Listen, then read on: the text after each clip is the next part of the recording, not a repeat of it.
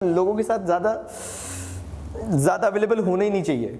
ऐसे ही जब dollar market में ज्यादा अवेलेबल होगा, किसी के सेंटिमेंट्स तो नहीं छेड़ दिए हाँ।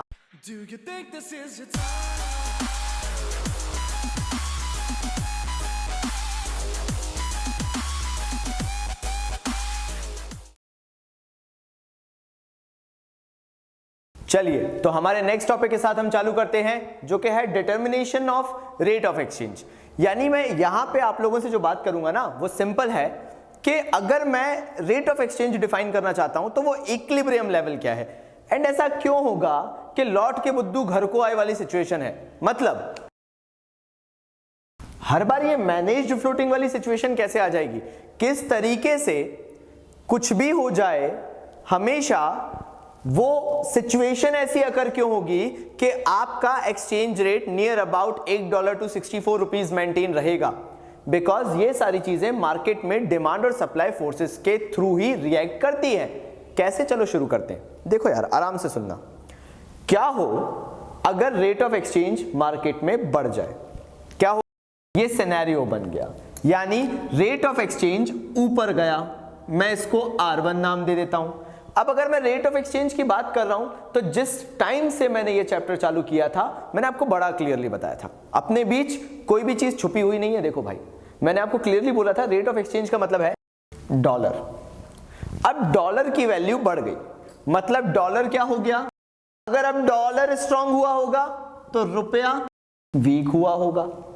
ठीक है, तो ऐसे टाइम पे मैं यहां पे लिख के भी बता देता हूं ताकि फिर से तुम लोग कंफ्यूज ना हो। क्या, देखो जरा, $1 हो गया 65 रुपीज के बराबर, डॉलर हो गया स्ट्रांग, हमारा रुपया हो गया वीक।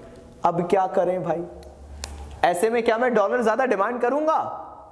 मुझे नहीं लगता मैं डॉलर ज्यादा डिमांड करूंगा। मैं इंटरेस्टेड होऊंगा कि जो डॉलर मेरे पास भी हो ना मैं उसे बेच दूं, क्योंकि मैंने मे भी कभी सस्ते में डॉलर खरीदा होगा।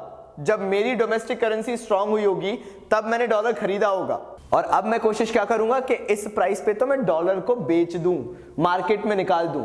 तो जब मैं मार्केट में डॉलर को निकालूंगा as an economy, I am talking about कि $1 के बदले 65 रुपीज हो गया, मेरी डोमेस्टिक करेंसी जो है वो वीक हो गई है, डॉलर हो गया है स्ट्रांग। तो अगर मैं मार्केट में डॉलर बेचता हूं अभी तो मुझे ज्यादा पैसा मिलेगा, $1 के बदले 65 रुपीज। तो मैं मार्केट में डॉलर ज्यादा से ज्यादा सेल आउट करना चाहूंगा, मार्केट में निकालना चाहूंगा, जिसके मार्केट में डॉलर की सप्लाई बढ़ जाएगी। यहां बढ़ गई यार डॉलर की सप्लाई। अब क्या, सप्लाई तो बढ़ गई लेकिन डिमांड के साथ क्या होगा, डिमांड इस पर्टिकुलर प्राइस पे हर इकोनॉमी कम से कम करेगी, जैसे हमारा भारत भी नहीं करेगा। बिकॉज अगर अभी हमारा भारत डॉलर डिमांड करने लगे तो भारत को पर डॉलर 65 रुपीज चुकाने पड़ेंगे, तो डिमांड जो पहले थी डिमांड उससे भी कम हो जाएगी। गैप देख रहे हो कितना आ गया, मार्केट में सप्लाई कितनी ज्यादा है और डिमांड कितनी कम है। क्या होगा ऐसी सिचुएशन में, डॉलर का रेट और ऊपर जाएगा या अब डॉलर फॉल होना चालू होगा। देखो जी, मार्केट में जब भी कोई चीज ज्यादा अवेलेबल होती है, ज्यादा एक्सेस सप्लाई होती है और डिमांड कम होती है तो उसकी वैल्यू फॉल होनी है। तो यहां पे भी क्या होगा, जो रेट ऑफ एक्सचेंज है वो फॉल होगा, because there is no demand and there is ample amount of dollar in the market, because it is being supplied a lot by many of the economies. तो क्या हो जाएगा भाई, dollar की value fall होगी और वापस से इक्विलिब्रियम रेट ऑफ एक्सचेंज पे पहुंच जाएंगे। ये सिनेरियो हो गया। अब दूसरी सिचुएशन, क्या हो अगर रेट ऑफ एक्सचेंज यानी डॉलर फॉल हो जाए, वो भी देख लेते हैं। रेट ऑफ एक्सचेंज अगर फॉल होगा तो जरा देखो सप्लाई पे वो कहां कट कर रहा है, यहां कट कर रहा है, मतलब सप्लाई ये रह जाएगी और डिमांड देखो क्या है, डिमांड पहुंच गई ज्यादा, ये डिमांड है। अब यहां पे पूरा उल्टा सिनेरियो है, डॉलर की वैल्यू हुई है फॉल। डॉलर की वैल्यू फॉल होना मतलब हमारी डोमेस्टिक करेंसी हो गई होगी स्ट्रांग, हम पहुंच गए होंगे 63 रुपीज तक। जैसे ही मैं 63 रुपीज तक पहुंचा मैं मार्केट में डॉलर को डिमांड करने लगूंगा, because now as an economy, भारतीय जैसा मैं हूं, एज एन इकोनॉमी मेरे लिए वो चीज फायदेमंद है क्योंकि मुझे डॉलर अब सस्ते रेट में मिल रहा है, 63 रुपीज में मिल रहा है, तो मैं डॉलर को हैविली डिमांड करूंगा। इसलिए देखो डिमांड कहां पहुंच गई, डिमांड यहां पे है। अब जब डिमांड ज्यादा है तो ऑब्वियसली मार्केट में सप्लाई लिमिटेड हो जाएगी। यहां दिख रहा है सप्लाई लिमिटेड, कहां पे सप्लाई को कट कर रहा है, सप्लाई काफी लिमिटेड हो चुकी। तो ऐसे में जो सिनेरियो क्रिएट हो जाएगा ना, वो है एक्सेस डिमांड का, डिमांड ज्यादा सप्लाई कम। एक्सेस डिमांड का जो सिनेरियो क्रिएट होगा उसमें होगा क्या, बिकॉज हम लोग भयंकर डिमांड कर रहे थे डॉलर की, तो इसलिए डॉलर वापस स्ट्रांग होने लगेगा और हम यहां पे हो जाएंगे, हमारी लोकल करेंसी जो है वो वीक हो जाएगी, डॉलर वापस स्ट्रांग हो जाएगा और कहां पहुंच जाएंगे भाई, वापस से इक्विलिब्रियम रेट ऑफ एक्सचेंज पे पहुंच जाएंगे। तो दो सिनेरियो सीखे। पहला सीखा कि जब हम रेट ऑफ एक्सचेंज बढ़ा देंगे यानी डॉलर की वैल्यू को एप्रिशिएट कर देंगे तो एक्सेस सप्लाई वाली सिचुएशन होगी। और एक्सेस सप्लाई क्या कहता है कि एक्सेस सप्लाई के टाइम पे nobody will demand dollar, and because nobody will demand dollar, the value of dollar will fall, and because the value of dollar will fall, it again reaches to the same equilibrium level जो कि पहले था। अगर rate of exchange को कम कर दो, dollar की value को गिरा दो, तो हमारी लोकल करेंसी स्ट्रांग हो जाएगी। लोकल करेंसी स्ट्रांग होगी, इससे फायदा क्या है कि जब मैं मार्केट में डॉलर खरीदता हूं तो पर डॉलर मुझे कम पैसा चुकाना पड़ेगा, so I will demand more and more of dollar. Dollar की डिमांड बढ़ जाएगी, एक्सेस डिमांड, सप्लाई लिमिटेड होगी, गैप बन जाएगा। क्या करा जाए वापस से, क्योंकि we are demanding more and more and more and more and more of dollar, तो क्या होगा, रेट ऑफ एक्सचेंज वापस ऊपर जाएगा और इक्विलिब्रियम लेवल तक पहुंच जाएगा। ये होता है इक्विलिब्रियम रेट ऑफ एक्सचेंज। चलिए आइए कुछ और सिलेक्टिव टॉपिक्स जो बचे उनको भी रिवाइज करते हैं, लेकिन पहले इसको आराम से नोट कर लो, मैं हट जाता हूं।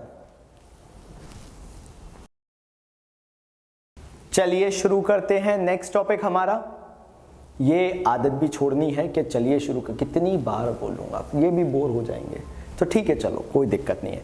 सो चेंज इन डिमांड की बात कर रहे हैं, तो चेंज इन डिमांड किसकी, चैप्टर कौन सा पढ़ रहे हो, फॉरेन एक्सचेंज, तो ठीक है हम डिमांड भी किसकी चेंज करेंगे, फॉरेन एक्सचेंज की। Change in demand foreign exchange में आपको बता चुका हूं, हमारे लिए तो ये क्या है, डॉलर है, तो change in the demand of dollar. जो मैं पहला सिनेरियो आपको समझाने वाला हूं इसके भी अंदर वो है इंक्रीज इन डिमांड। समझ ही गए होगे काय की डिमांड इंक्रीज होगी भाई, डॉलर की। अब यहां पे अपने दिमाग को ठंडा रखना और जो भी चीज मैं बताने वाला हूं उसमें कनेक्टिंग द डॉट्स खेलना। पहले क्या हुआ क्या नहीं था वो याद मत रखना, क्वेश्चन आपका चालू ही होता है क्या हो अगर डिमांड इंक्रीज हो जाए डॉलर की। आराम से दिमाग में उतार लो, कोई जल्दबाजी नहीं है। मैं फिर से बोल रहा हूं, क्या हो अगर डॉलर की डिमांड चेंज हो जाए, इन द सेंस डॉलर की डिमांड बढ़ जाए, increase in demand of dollar या increase in demand of rate of exchange. अगर तुम अपने आप को तसल्ली देना चाहते हो तो वो भी बोल लो, क्योंकि रेट ऑफ एक्सचेंज हमारे लिए तो क्या है, डॉलर। तो क्या होगा अगर डॉलर की डिमांड बढ़ जाए, increase in demand of dollar. अब देखो यार, कंसेप्ट वाली बात है ना, अपने बीच बिल्कुल समझौता हो गया था कि अपन पढ़ेंगे तो कंसेप्ट के लिए पढ़ेंगे। तो जब मैं बोल रहा हूं ना increase in demand of dollar, तो दिमाग लगाओ कि इंक्रीज वर्ड यूज हुआ है, दैट मींस यहां पे मॉनेटरी वैल्यू से कोई लेना देना नहीं है, रेट ऑफ एक्सचेंज से कोई लेना देना नहीं है कि डॉलर स्ट्रांग था, डॉलर वीक था, कुछ नहीं था। जो भी रेट था ना उस पे डॉलर की डिमांड बढ़ गई है, मतलब फैक्टर अदर देन प्राइस है। मतलब और बोलना चाहूं तो factor other than rate of exchange है। Factor other than price demand chapter में पढ़ा था, याद करो। और अगर इंक्रीज इन डिमांड होता है तो फैक्टर अदर देन प्राइस होते हैं। तो यहाँ पे रेट ऑफ एक्सचेंज में कोई चेंज नहीं आया, जो भी रेट ऑफ एक्सचेंज था, जैसे यहाँ पे अगर मैं लूं तो मैं इक्विलिब्रियम रेट ऑफ एक्सचेंज ले रहा हूं, रेट ऑफ एक्सचेंज बिल्कुल वही का वही था। रेट ऑफ एक्सचेंज में थोड़ा ना कुछ हुआ, उनने बोला यही रेट ऑफ एक्सचेंज है, इस पर डिमांड बढ़ गई तो क्या, यानी इंक्रीज इन डिमांड हो गया। तो हम इसका चेन रिएक्शन देखना चालू करेंगे कि इंक्रीज इन डिमांड से चेन रिएक्शन क्या होता है। इंक्रीज इन डिमांड किसकी, डॉलर की। चलो, तो डॉलर पहुंच गया डिमांड के तौर पे थोड़ा आगे, राइटवर्ड शिफ्ट हो गया। इसका मतलब क्या है, जो भी एक्सचेंज रेट चल रहा था, जैसे एग्जांपल के तौर पे जो हम लेते हैं हमेशा हाइपोथेटिकल, $1 इक्वल्स टू 64 रुपीज, यही चल रहा था एक्सचेंज रेट। इसी एक्सचेंज रेट पे खुदा ना खास्ता भगवान जाने क्यों डॉलर की डिमांड बढ़ गई भाई, लोग डॉलर को ज्यादा डिमांड करने लगे, लोग ज्यादा डॉलर को मांगने लगे। फिर से बोल रहा हूं, करंट एक्सचेंज रेट पे ही देखो जरा, dollar is demanded more, rate of exchange वही है, अभी तक यहां पे रुका था, अब यहां तक उसे एक्सटेंड करना पड़ रहा है। मतलब देखना, मैं सिर्फ बता रहा हूं, अगर ये इक्विलिब्रियम था तो अब यहां पे डिमांड बढ़ चुकी है, डॉलर की डिमांड बढ़ गई, एक्सचेंज रेट वही का वही था।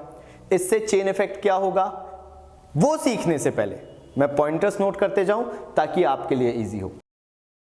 डॉलर डिमांड ज्यादा किया जा रहा है एग्जिस्टिंग एक्सचेंज रेट पे, जो कि क्या बता रहा है, excess demand at the existing exchange rate. इससे क्या होगा, जब भी कोई चीज ज्यादा डिमांड करी जाने लगती है मार्केट में तो एक्सचेंज रेट क्या होता है, बढ़ जाता है, मतलब रेट बढ़ जाता है उस प्रोडक्ट का। तो इस केस में क्या हुआ, डॉलर ज्यादा डिमांड किया जा रहा है मार्केट में तो डॉलर की वैल्यू इंक्रीज होगी। तो लिख दूं, इससे डॉलर स्ट्रांग होगा, रेट ऑफ एक्सचेंज ऊपर जाएगा और हमारी local currency, obviously rate of exchange ऊपर जाएगा मतलब डॉलर की वैल्यू बढ़ रही है।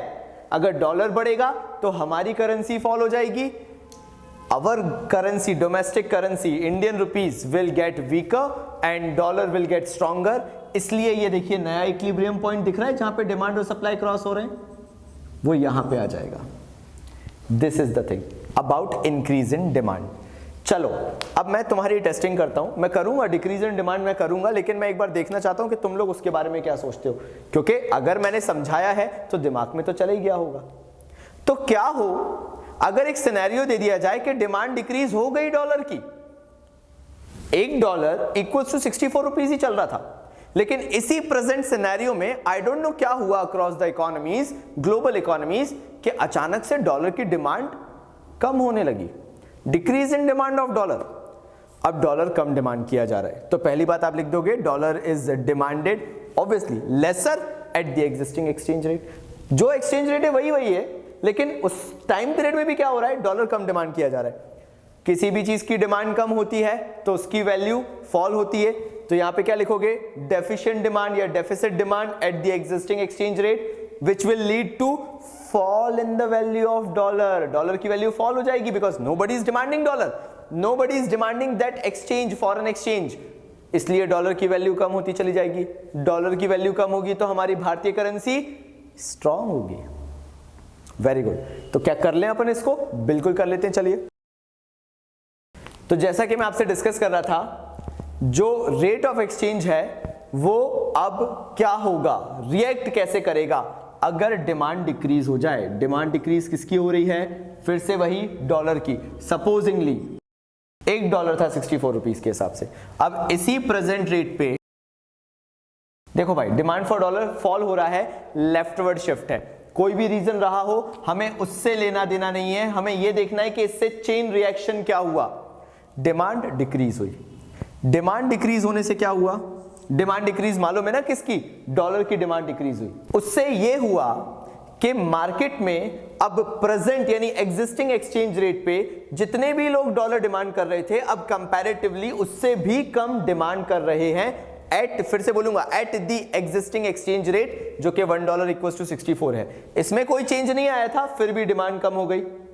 इसके कारण क्या होगा, जब भी डिमांड फॉल होती है, मतलब डिमांड जब डॉलर की फॉल हो गई तो डॉलर की वैल्यू भी फॉल होगी because nobody is demanding dollar which will lead to fall in the value of dollar. Dollar की वैल्यू फॉल होगी। देखो जरा ये कहां पे क्रॉस कर रहा है, नया एक्सचेंज रेट यहां पे आ जाएगा। Exchange rate has fallen to this particular point, यानी डॉलर की वैल्यू फॉल हुई है, जिससे एट द एंड क्या कह सकता हूं मैं, domestic currency will get stronger. उल्टा चलता है, वाइस वर्सा चलता है, डॉलर अगर वीक होगा तो लोकल करेंसी स्ट्रांग होगी। तो क्या लिखेंगे, डोमेस्टिक करेंसी स्ट्रांग हो जाएगी। ठीक है, हमने पढ़ लिया, यहां पे हमने सीख लिया कि इंक्रीज इन डिमांड से क्या होता है और डिक्रीज इन डिमांड से क्या होता है। पढ़ना यही था, ये देखना था कि अगर डिमांड इंक्रीज है, रिवाइज करो मेरे साथ, फिर से रिवाइज करो, दिमाग में भरना है तो रिवाइज करो। अगर डिमांड डिक्रीज हुई है किसकी, डॉलर की, तो उससे होगा क्या, पहले ज्यादा लोग डिमांड कर रहे थे अब कम लोग डिमांड कर रहे हैं। अगर डिमांड कम होगी डॉलर की तो वो डॉलर पे उल्टा इंपैक्ट डालेगी और डॉलर की वैल्यू फॉल हो जाएगी। डॉलर की वैल्यू फॉल हो गई तो डॉलर की वैल्यू फॉल होना मतलब हमारी जो डोमेस्टिक करेंसी है, हमारा जो इंडियन रुपीज है, उसकी वैल्यू बढ़ जाएगी। डॉलर कम, हमारा रुपया स्ट्रॉन्ग। ये चेन इफेक्ट हुआ डिक्रीज इन डिमांड से। इंक्रीज इन डिमांड से क्या होगा, अगर डॉलर की डिमांड एक्जिस्टिंग एक्सचेंज रेट था अचानक से बढ़ गई, some of the other reason demand ज्यादा करने लगे लोग डॉलर को। डॉलर की डिमांड अगर होगी तो मार्केट में एक्सेस डिमांड होती चली जाएगी। एक्सेस डिमांड होगी यानी लोग ज्यादा डिमांड कर रहे हैं। अगर लोग ज्यादा डिमांड करेंगे तो डॉलर की वैल्यू भी अप्रिशिएट होगी। अगर डॉलर अप्रिशिएट होगा तो हमारी लोकल करेंसी क्या होती चली जाएगी, फॉल होती चली जाएगी। ये हमने सीखा इंक्रीज और डिक्रीज इन डिमांड से। चलो लास्ट बचा है चेंज इन सप्लाई भी देख लेते हैं, उसके बाद थोड़े बहुत टॉपिक्स हैं जल्दी जल्दी खत्म कर देंगे। तो पहले चेंज इन सप्लाई। तो अब क्या बात करने वाले हैं, सप्लाई का सिनेरियो क्या होगा। देखो भाई वापस से वही चीज लेंगे कि ये रहा रेट ऑफ एक्सचेंज। अब सप्लाई अचानक से पता नहीं क्या रीजन था, there can be numerous reasons other than the rate of exchange, because factors other than price के अंदर ही हम सप्लाई को इंक्रीज या डिक्रीज कर सकते हैं। तो there can be any reason, 1000 reasons, कोई भी होगा, सप्लाई बढ़ गई। चलो सप्लाई को बढ़ा देते हैं। सप्लाई बढ़ गई है, कहने का मतलब जो एक्सचेंज रेट पहले से चल रहा था, मार्केट में प्रिवेलिंग था, जो कि हम एज्यूम करके चल रहे थे $1.64 के बराबर, इसी पर्टिकुलर रेट पे अचानक से मार्केट में सप्लाई बढ़ी। ये देखो सप्लाई ज्यादा होने लगी। इस केस में क्या होगा, जैसे ही मार्केट में सप्लाई ज्यादा बढ़ेगी, इसका मतलब ये है सप्लाई किसकी बढ़ेगी, डॉलर की, बिकॉज मैं पूरा का पूरा सिनेरियो रेट ऑफ एक्सचेंज बता रहा हूं, फॉरेन एक्सचेंज चैप्टर पढ़ा रहा हूं। इस केस में जब मार्केट में सप्लाई ज्यादा है तो क्या होगा, when anyone is available more, like बेटा तुम भी अवेलेबल होते होगे जब ज्यादा, तो तुम्हारी भी डिमांड के साथ क्या होता है, फॉल होती है ना, लोगों के साथ ज्यादा अवेलेबल होना ही नहीं चाहिए। ऐसे ही जब डॉलर मार्केट में ज्यादा अवेलेबल होगा, किसी के सेंटिमेंट्स तो नहीं छेड़ दिए हाँ, तो जब डॉलर मार्केट में ज्यादा अवेलेबल होगा, डॉलर मार्केट में ज्यादा सप्लाई कर दिया जाएगा, तो डॉलर की वैल्यू क्या होगी, फॉल होगी, the rate of exchange will fall. ये कैसे हुआ, बिकॉज मार्केट में डॉलर की सप्लाई बढ़ गई है, और जानते हो जब चीजें ज्यादा सप्लाई होने लगे, ज्यादा मार्केट में अवेलेबल होने लगे, तो उनकी वैल्यू क्या हो जाती है, फॉल हो जाती है। यहां पे भी वही होगा, because at the existing exchange rate there is more supply in the market, which will lead to fall in the value of foreign exchange, and fall in the value of foreign exchange का मतलब fall in the value of dollar। इसलिए देखो ये कहां cut कर रहा है supply, demand को, यहां पे, तो नया एक्सचेंज रेट ये बन जाएगा। आया समझ में, अगर फॉरेन एक्सचेंज रेट फॉल होता है इसका मतलब डॉलर फॉल हो रहा है, और अगर डॉलर फॉल हो रहा है तो डोमेस्टिक करेंसी, बिल्कुल सही जा रहे हो, बिल्कुल सही जा रहे हो, डोमेस्टिक करेंसी एप्रिशिएट हो जाएगी। ऑपोजिट चलते हैं ना, डॉलर फॉल हुआ तो हमारी लोकल करेंसी, हमारी भारतीय करेंसी स्ट्रांग हो जाएगी। ठीक है, चलो नेक्स्ट करते हैं। पॉइंटर्स दे दूं क्या पहले, ठीक है, तो लिख लो कुछ पॉइंटर्स।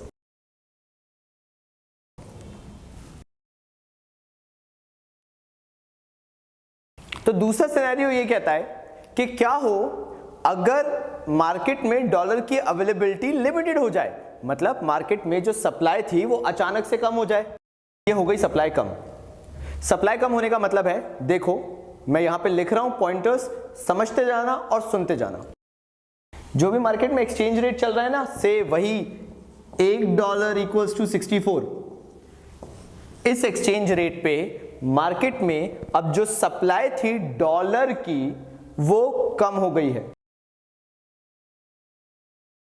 और अगर मार्केट में सप्लाई लिमिटेड हो जाएगी, वही चीज है, अगर डिक्रीज इन सप्लाई हुआ है तो मुझे कोई लेना देना नहीं है, because of what reason supply कम हुई है। मुझे ये पता है सप्लाई के कम होने से होगा क्या, एक्सचेंज रेट जो प्रेजेंट चल रहा था उस पे सप्लाई कम है, उससे क्या होगा, अवेलेबिलिटी जो डॉलर की मार्केट में थी अब वो क्या हो जाएगी, अब वो लिमिटेड हो जाएगी। जब मार्केट में कोई चीज लिमिटेडली अवेलेबल हो तो उससे उसकी वैल्यू बढ़ने लगती है, because it is available at a very limited scale. तो डॉलर के साथ भी यही होगा, टेंशन मत लेना, डॉलर की वैल्यू भी क्या होगी, ऊपर जाएगी। अब जब डॉलर की वैल्यू इंक्रीज होने लगेगी तो जल्दी बताओ हमारी लोकल करेंसी के साथ क्या होगा।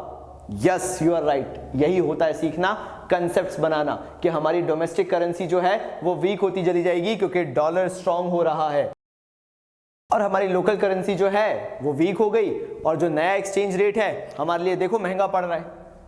ये देखो कहां क्रॉस कर रहा है, यहां पे, मतलब R1 क्या हुआ, यहां पे बढ़ गया, एक्सचेंज रेट बढ़ गया।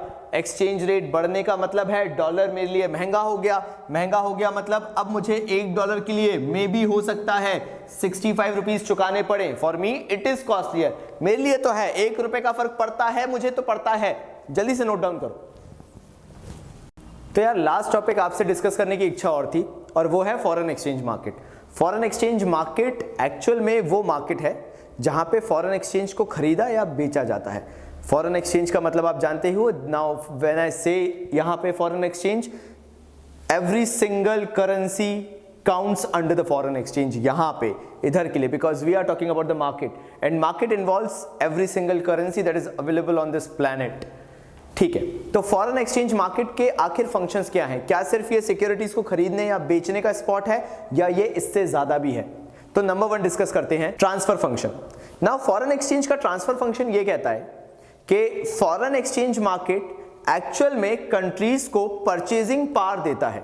फॉर एग्जांपल से इंडिया, अगर मैं इंडिया में रहता हूं तो आई नो कि कोई भी फॉरेन कंट्री मेरा रुपया शायद ही एक्सेप्ट करे, so I don't have that purchasing power. But because of the foreign exchange market, एक फॉरेन एक्सचेंज मार्केट है where I can go, I can keep my Indian rupees over there and उधर पे उसके exchange में मुझे क्या मिल जाएगी? Foreign currency. I can get the foreign currency over there और मैं उस फॉरेन करेंसी के थ्रू डील कर सकता हूं दूसरे नेशन से। This is kind of a market which I get and this is a kind of a facility out of the market which I get, जिसके थ्रू मेरे हाथ में वो परचेजिंग पावर आ जाती है जो मेरे पास पहले नहीं थी। और इसके थ्रू बहुत सारे फंक्शंस हमारे पास अवेलेबल हो जाते हैं, जैसे बिल्स ऑफ एक्सचेंज हो गया, बैंक ड्राफ्ट्स हो गए, टेलीफोनिक ट्रांसफर्स हो गए। There are numerous ways through which मैं डीलिंग कर सकता हूं just because of the foreign exchange market। इसी के अंदर नेक्स्ट फंक्शन आता है क्रेडिट फंक्शन। देखो भाई क्या होगा, ध्यान से सुनना। मैं एक इंपोर्टर हूं जिसको फॉरेन मार्केट से गुड्स खरीदने हैं। मैंने वहां पे एक फॉरेन मार्केट में से यूएसए में मैंने एक डील फाइनल कर ली है। उन्होंने मेरे से जब डील फाइनल की तो एक बिल ऑफ एक्सचेंज ड्रॉ किया। बिल ऑफ एक्सचेंज में बोला गया कि मुझे इतना इतना पेमेंट करना है। मैंने वो बिल ऑफ एक्सचेंज साइन किया, मेरे पास भी for documentation purpose bill of exchange का रिकॉर्ड आ गया। मैं वो बिल ऑफ एक्सचेंज अपने बैंक के पास लेके गया, फॉरेन एक्सचेंज मार्केट के तहत मैं अपने बैंक के पास लेके गया और मैंने बैंक के पास वो बिल ऑफ एक्सचेंज दिखाते हुए बोला कि प्लीज एटलीस्ट से for a period of 3 months मुझे क्रेडिट अवेलेबल करा दो, ताकि मैं वो फॉरेन मार्केट से जहां से भी मुझे गुड्स खरीदने थे मैं गुड्स एक्वायर कर सकूं, यहां से मार्केट में सेल आउट कर सकूं और वो मनी रिकवर कर सकूं, और जो भी वो मनी रिकवर करूंगा मैं एज अ बैंक आपको पे कर दूंगा, आप उसके लिए कुछ डिस्काउंटिंग चार्जेस मुझसे ले लेना। So these kind of credit functions are available only through the foreign exchange market. अगर फॉरेन एक्सचेंज मार्केट होगा ही नहीं तो ये इंटरनेशनल ट्रांजैक्शंस के लिए मुझे कहीं से भी कोई भी फाइनेंशियल हेल्प नहीं मिलेगी। तो नेक्स्ट आ जाते हैं हमारे हेजिंग फंक्शन पे। क्या होगा इसमें? मान लीजिए 2 अलग अलग जगह पे बैठे हुए लोग हैं, मैं आराम से डिस्क्राइब करूंगा, सुनना मेरी बात ध्यान से। इंडिया में बैठे हुए एक भैया जी हैं जो यूएसए में किसी को गुड्स बेचना चाहते हैं। अब हुआ क्या, ये थोड़े से डरे हुए हैं और ये भी थोड़े बहुत तो डरे हुए हैं, क्योंकि भाई इंटरनेशनल बाउंड्रीज हैं, पहले कभी ऐसे फिरंगी ट्रांजैक्शंस किए नहीं, बहुत ही डर में थे दोनों। इनको क्या लग रहा था, अभी मार्केट रेट चल रहा है $1 इक्वल्स टू 64। इन्हें भी क्या लग रहा था, अभी मार्केट रेट चल रहा है $1 इक्वल्स टू 64। मैं प्रेजेंट सिनेरियो की बात कर रहा हूं, करंट कंडीशन की। इनके बीच जो सेटलमेंट होना था ना, वो होना था से फॉर एग्जांपल दिसंबर 2018 में, अभी चल रहा है जनवरी 2018।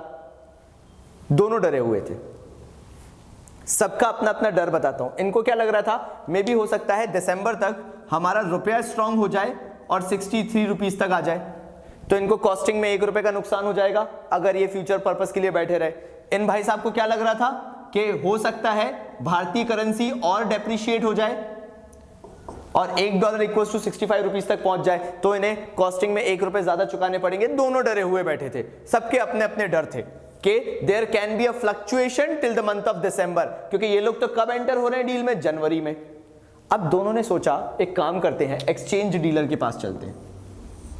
एक्सचेंज डीलर ने बोला सिंपल, टेंशन मत लो, एक काम करते हैं अभी डील डन करते हैं $1 इक्वल्स टू 64 पे। ये भी मान गया, ये भी मान गया। इसको क्या फायदा हुआ सेलर को कि अगर दिसंबर में $1 इक्वल्स टू 63 भी हो जाता है खुदा ना खास्ता, तो इसको $1 इक्वल्स टू 64 ही मिलने। अगर उस टाइम पे $1 इक्वल्स टू 65 भी हो जाता है तो भी इसको कितना पेमेंट करना पड़ेगा, $1 इक्वल्स टू 64। ये रिस्क कौन ले रहा है, एक्सचेंज डीलर ले रहा है। किन दोनों के लिए ले रहा है, on behalf of a seller from India and a buyer from USA, दोनों के बिहाफ पे ले सकता है। जब दिसंबर में डील हुई, बायर भी बड़ा खुश हुआ, सेलर भी बड़ा खुश हुआ, क्योंकि दोनों के बीच एग्रीमेंट हो चुका कि हम तो $1 के बदले 64 रुपीज में ही ट्रांजैक्शन करेंगे। तो दिसंबर में ट्रांजैक्शन सेटल हुआ। अब जो ये जो एक्सचेंज डीलर ने रिस्क बेयर किया फ्लक्चुएशन का, ये रिस्क के लिए दोनों मिलके एक्सचेंज डीलर को एक प्रीमियम सम दे देंगे, एक प्रीमियम अमाउंट दे देंगे, जिससे एक्सचेंज डीलर को भी इस पर्टिकुलर डील से फायदा हो जाएगा। और यही पर्टिकुलर डीलिंग को, यही पर्टिकुलर ट्रांजैक्शन को हम हेजिंग फंक्शन कहते हैं। हेजिंग फंक्शन का मतलब यह होता है कि बायर और सेलर जनवरी, मतलब प्रेजेंट जो अभी चल रहा है, इस टाइम में सेटल आउट कर लेंगे एक पर्टिकुलर अमाउंट पे, एक पर्टिकुलर एक्सचेंज रेट पे अपना ट्रांजैक्शन, जो कि फ्यूचर में होने वाला है। मे बी शायद दिसंबर में, जैसा मैंने आपको यहां पे बताया, दिसंबर में जो ट्रांजैक्शन होने वाला है वो जनवरी में ही सेटल आउट कर चुके हैं कि फ्यूचर में जो हम आपको पेमेंट करेंगे वो आज जो रेट डिसाइड हो गया है उसके हिसाब से ही करेंगे। And that is hedging function, जिसके लिए आप एक एक्सचेंज डीलर को कॉन्टेक्ट कर सकते हो और उसको एक अमाउंट पे कर सकते हो एज अ फीस, जो कि कहलाता है एक्चुअल में प्रीमियम। तो चलिए हम अपने लास्ट टॉपिक पे आ रहे हैं, फॉरेन एक्सचेंज मार्केट्स के अंदर, जो कि है kinds of foreign exchange markets कौन कौन से होते हैं। तो पहला आता है स्पॉट मार्केट। स्पॉट मार्केट जो होता है वो उस तरह का मार्केट है जहां पे करंट सिनेरियो में ट्रांजैक्शंस को सेटल आउट कर दिया जाता है और उसको नाम दे दिया जाता है स्पॉट मार्केट। इसमें जो फॉरेन एक्सचेंज की सेल और परचेज है, that means foreign exchange, if I say let us take an example again of dollar, तो जो डॉलर है उसको बाय और सेल करना जो है वो करंट मार्केट प्रिवेलिंग रेट के हिसाब से कर दिया जाता है। एग्जांपल लेते हैं, आपको एक गिफ्ट वाउचर $100 का मिला है, Amazon गिफ्ट कार्ड मिला है $100 का, अब आप उसको इन कैश कराना चाहते हो। स्पॉट मार्केट के हिसाब से अभी अगर मैं डॉलर का रेट देखूं तो 64 रुपीज चल रहा है पर डॉलर, तो आपको $100 पे 6400 रुपीज का एक्सचेंज रेट मिल जाएगा, and that is termed as a spot market. तो second type of foreign exchange market is forward market.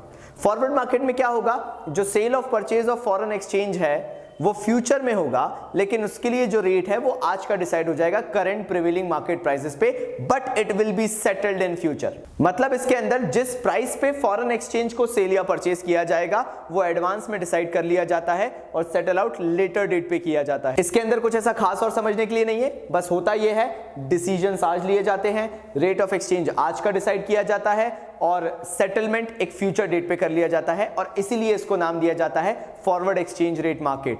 तो चलिए इसी के साथ हम फॉरेन एक्सचेंज को यहीं पे समाप्त करते हैं। आई होप आपको वीडियोस पसंद आ रहे होंगे। ये आप ही लोग हैं जो हमें एनकरेज करते हैं कि हम और वीडियोस बनाएं।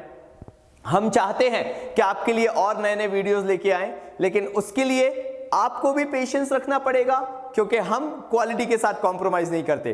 तब तक के लिए बाबा जी की तरफ से धन्यवाद। So if you like our videos, hit the like button, subscribe to our channel to get all the latest updates and what is trending in commercebaba.in। और हाँ, आखिर में अगर आपको सारे नोटिफिकेशंस चाहिए कॉमर्स बाबा से, तो वो घंटा दबाना मत भूलिएगा। धन्यवाद।